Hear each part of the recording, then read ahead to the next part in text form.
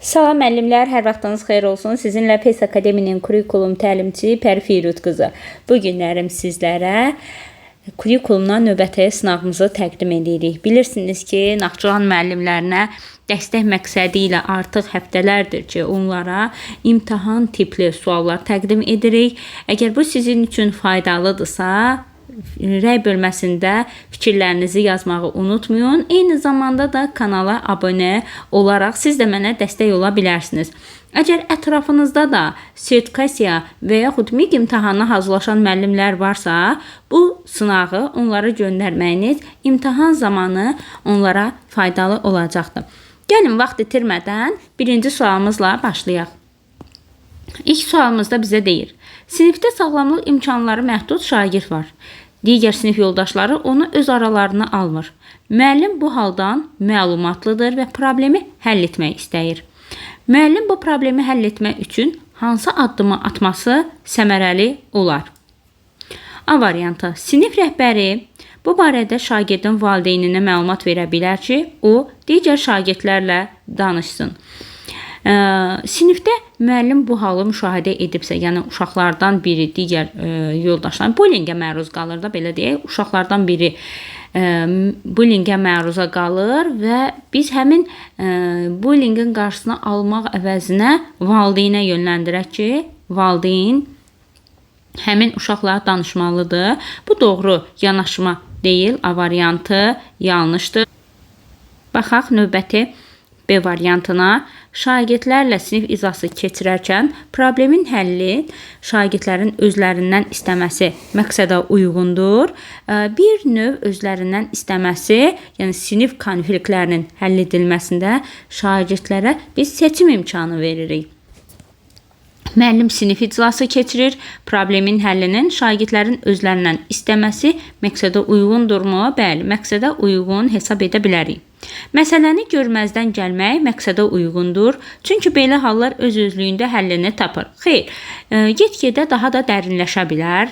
Yəni biz bunu şagirdlərin öz öhdəliyini atmasını da belə deyim, müəllim olaraq görməməzlikdən gəlməyimiz doğru hal deyildir. Şagirdlər onlar istəməsələr də nə olur olsun barışdırmaq lazımdır.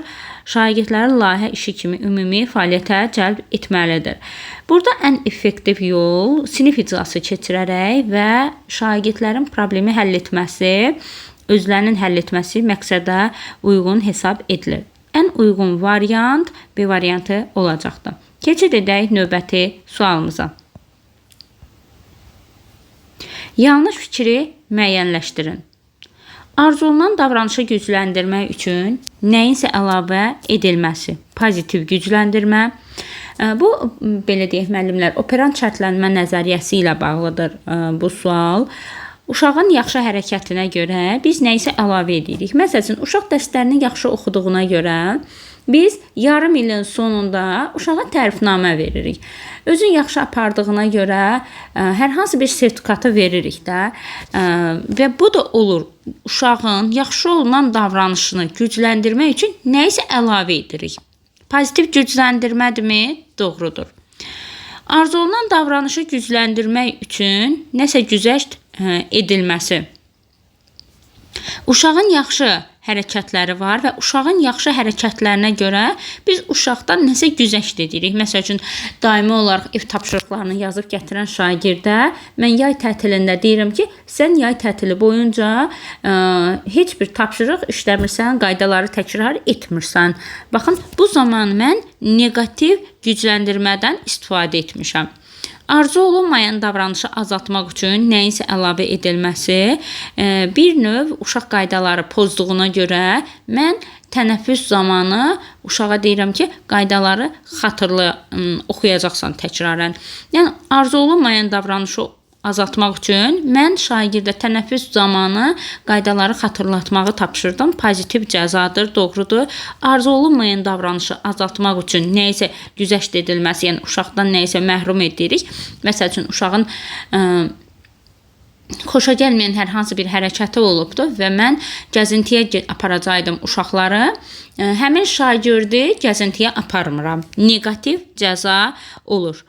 Arzu olunan davranışı gücləndirmək üçün nəyinsə əlavə edilməsi pozitiv cəza. Hansı ki, biz burada pozitiv cəza yox, pozitiv gücləndirmə deyə bilərik. Yanlış olan Y variantı olacaqdır. Növbəti sualımıza keçid edək. Yenə də növbəti sualda da bizə deyir, yanlış variantı seç. Sinifdə təhlükəsizliyi təmin etmək məqsədi ilə elektrik yuvalarının üstü örtülü olmalıdır. Bəli, müəllimlər, yəni biz şagirdlərin təhlükəsizliyini qorumaq üçün sinif otağında elektrik yuvaları mütləq şəkildə üstü örtülü olmalıdır. Kəsici, deşici, yandırıcı alətlər sinif otağında olmamasından tam əmin olmalıyıq. Doğru variantdır. Sinif otağının fəslindən və havanın necə olmasından asılı olmayaraq hər gün səhər və fasiləsiz vaxtlarda havalandırılması şərtdir. Doğrudur. Yəni hər gün səhər biz sinifə daxil olanda pəncərəni, qapını açıb havalandırma edirik və eyni zamanda da fasilələr zamanı zəng, tənəffüs vaxtı biz yenə də pəncərəmin deyim, qapını deyim açıb havalandırma edirik ki, oksigenlə təmin olunmuş olunsun sinif. C variantı. Sinifdə partaların düzülüşü standart qalmalı, dərsin məqsədindən istifadə olunacaq tapşırıq tipindən və iş formalarından asılı olmadan ənənəvi sıra düzülüşünə üstünlük verməlidir. Standart qalmamalıdır. Müəllimlər ilk olaraq buradan başlayaq. Standart qalmamalıdır. Və bizə deyir, iş formasından asılı olmayaraq ənənəvi sıra düzülüşündən istifadəyə üstünlük verilməlidir. Xeyr, qrup şəklində düzülüş, U şəklində düzülüş, dəyirmi masa düzülüşü bunlardan da, yəni bizim hansı belə deyim, keçəcəyimiz dərsə uyğun olaraq partaların düzülüşü ola bilər. Yanlış olanı istəyir bizdən, yanlış olan da C variantı olacaqdır. Növbəti sualımıza keçid edək. Rəy bölməsində də müəllimlər sonda neçə düz, neçə səhv olduğunu yazdığınızı qeyd etməyi unutmursunuz. Eyni zamanda da kanala abunə olaraq sizlər də mənə dəstək ola bilərsiniz. Dördüncü sualımızla davam edək. Müəllim şagirdlərə rəqəmsal savadlılığın gündəlik həyatda rolu mövzusunda müxtəlif mənbələrdən video material, blok yazıları, statistik məlumatlardan istifadə edərək təqdimat hazırlamağı tapşırır. Şagirdlərdən əldə etdiyi məlumatları müqayisə etməyi, düzgünlüyünü yoxlamağı və əsaslandırılmış nəticə çıxarmağı tələb edir. Verilmiş tapşırığa əsasən inteqrasiya növünü, təfəkkürün növünü və idraç sahəsinin mərhələsini müəyyənləşdirin. Fənn olaraq Azərbaycan dili fənnindən tədris olunubdur bu. İlk olaraq müəllimlər, gəlin inteqrasiyanı tapaq. Bizdən Azərbaycan dili dərsində deyir müəllim şagirdlərə rəqəmsal savadlığın gündəlik həyatda rolu mövzusunda bir təqdimat hazırlayacaqlar və uşaqlar burada video material, blok yazıları, statistik məlumatlardan istifadə edəcəklər. Baxın müəllimlər, biz deyə bilərikmi müəllim burada Azərbaycan dili ilə informatika fənnini əlaqələndiribdir. Deyə bilərik bunu? Deyəcəksiniz, bəli, deyə bilir. Azərbaycan dili ilə informatikanın əlaqəsi varsa burada, o zaman hansı inteqrasiyanı biz burada görürük? Fənn üstümü? Xeyr.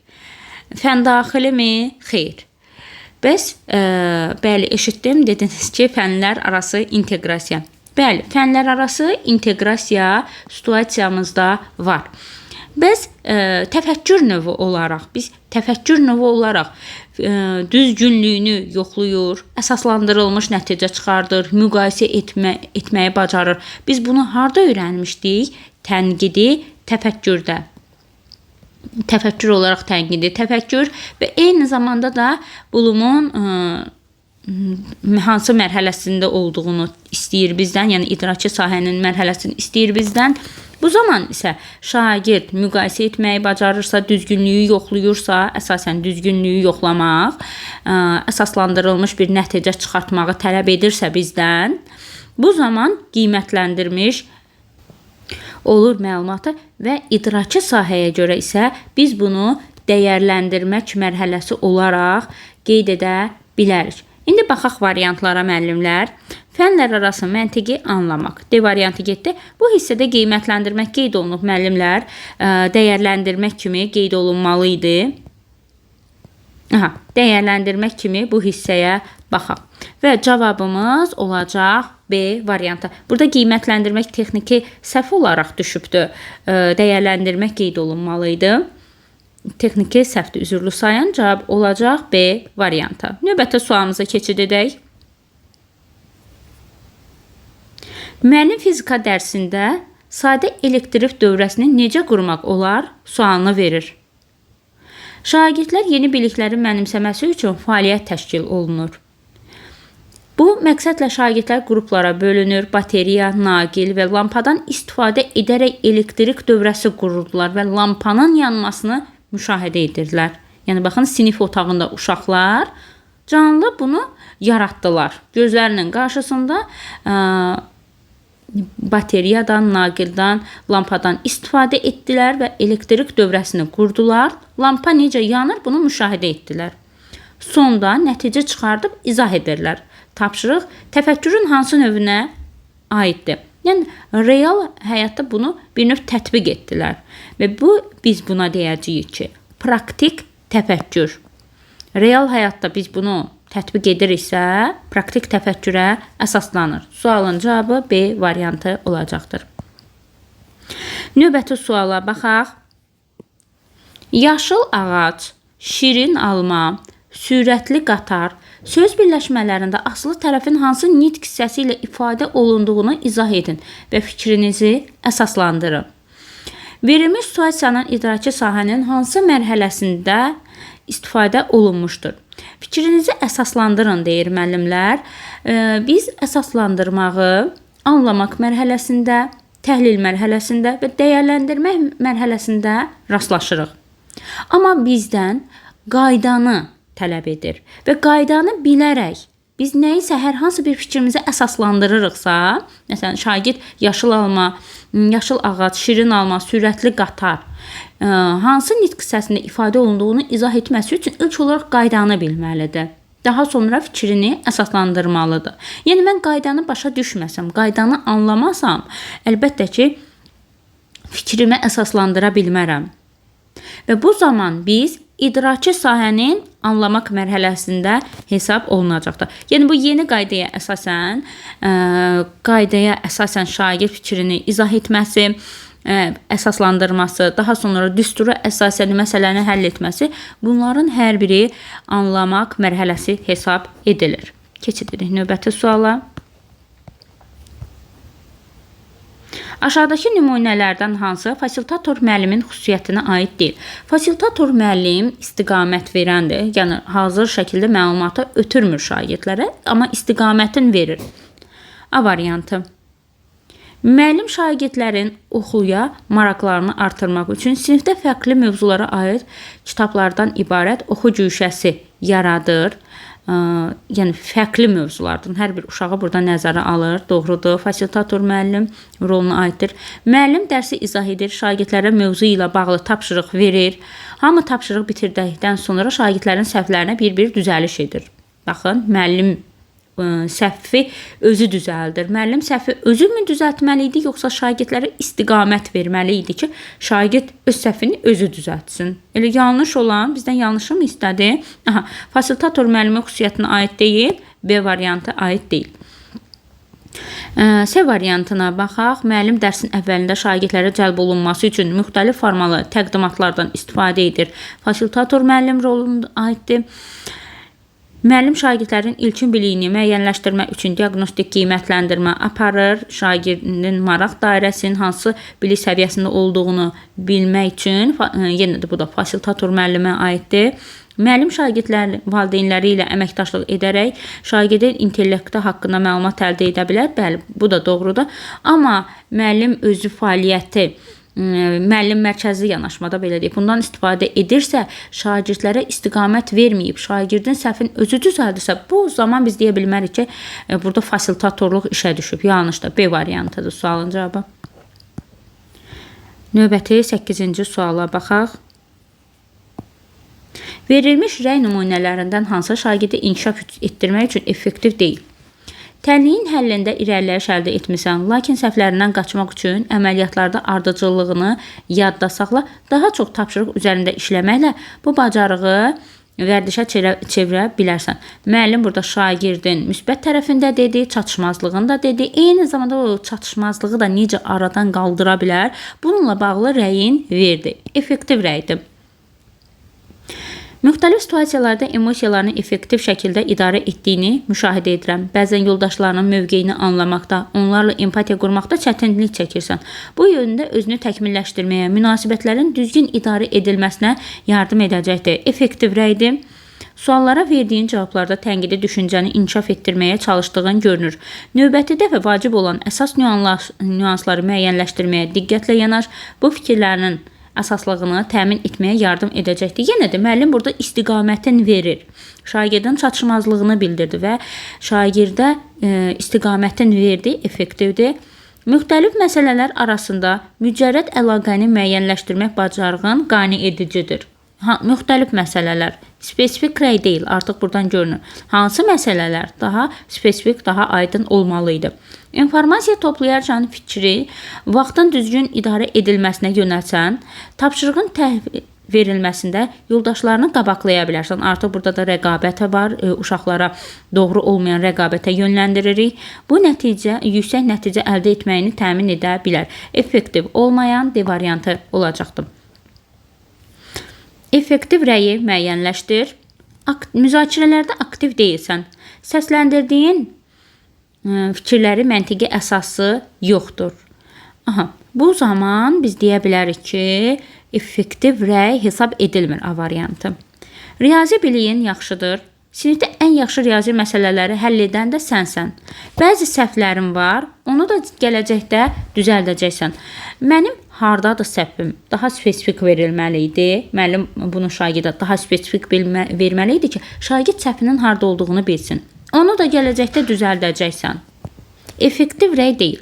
Əhsən, cavabların akademik cəhətdən yaxşı əsaslandırırsan, lakin həyatda nümunə gətirməkdə çətinlik çəkirsən. Çalış ki, oxuduğun informasiyanı həyatla əlaqələndirəsən. Onda daha yaxşı nəticə əldə edə bilərsən. Baxın müəllimlər, cavabları akademik cəhətdən yaxşı əsaslandırırsan, nümunə gətirməkdə çətinlik çəkirsən, uşağın müsbət tərəfindədir, çatışmazlığın dedi və eyni zamanda istiqamət verir ki, həyatla əlaqələndirsən, o zaman yaxşı nəticə əldə edərsən. İstiqamətin də verdi. Effektiv rəy hesab edilir. Cavab olacaq C variantı. 10-cu suala baxaq. 10-cu və sonuncu sualımızdır müəllimlər. Əgər bir daha xatırlatma edeyim, bu tip videolar sizin üçün faydalı olursa və bilirik Naxçıvan müəllimlərinin imtahanına çox az bir zaman qalıb, hətta sayılası günlər qalıbdır. Təbii ki, yenə deyirəm, bu sizə dəstək məqsədi ilə təqdim olunur. Nəticələrinizi rəy bölməsində yazmağı, həmkarlarınıza da videonu göndərməyi unutmayın. Kanala da abunə olsanız mənə dəstək olmuş olacaqsınız. Müəllimin fəaliyyətində yanlışa yol verdiyi situasiyanı müəyyənləşdirin. Müəllim xüsusi ehtiyacı olan şagirdlər üçün tapşırıqları uyğunlaşdırır və icra üçün əlavə vaxt tanıyır. Sinifdə bu fərqlənmənin səbəbini izah edərkən hamının prosesdə iştirakını təşviq edir. Doğru variantdır. A variantında yanlış bir addım atmayıb müəllim. Müəllim müzakirə zamanı fərqli fikirlər səsləndirməsinə şərait yaradır və şagirdlərin cavablarını əsaslandırmağa yönəldir. Müzakirənin mövzudan çıxmaması üçün əsas məqamları ümumiləşdirir. Bu zamanda, yəni burada yanlışa yol verməyibdir. Müəllim real həyatla bağlı problemi təqdim edir. Şagirdin qrup işində həll yolları hazırlayıb müzakirə etməsini təmin edir. Şagird yönümlü fəaliyyətdir, doğrudur. Müəllim mövzunu müxtəlif fənlər arası araşdırmağı təşkil edir. Şagirdlər isə nəzəri və real həyatla bağlı tərəflərini birləşdirərək nəticə çıxardırlar. Doğrudur. Müəllim dərsdə rəqəmsal alətdən istifadə edərək şagirdin fəallığını artırır. Fəaliyyətin sonunda isə əldə olan nəticələri ümumi şəkildə baxaraq dərsin planlaşdırılmış gedişata uyğun davam etdirir. Burada müəllim ümumi şəkildə baxmaq əvəzinə hər bir şagirdə fərdi yanaşması daha doğru olardı və bizdən də yanlışı istədi. Yanlış olan da Y variantı olacaqdı. Suallarımız bu qədər müəllimlər. Güman edirəm sizlər üçün faydalı oldu. Bu qədər. Sağ olun, salamat qalın. Rəy bölməsində də fikirlərinizi qeyd etməyi unutmayın. İmtahanda da hər bir müəllimə uğurlar arzu edirəm.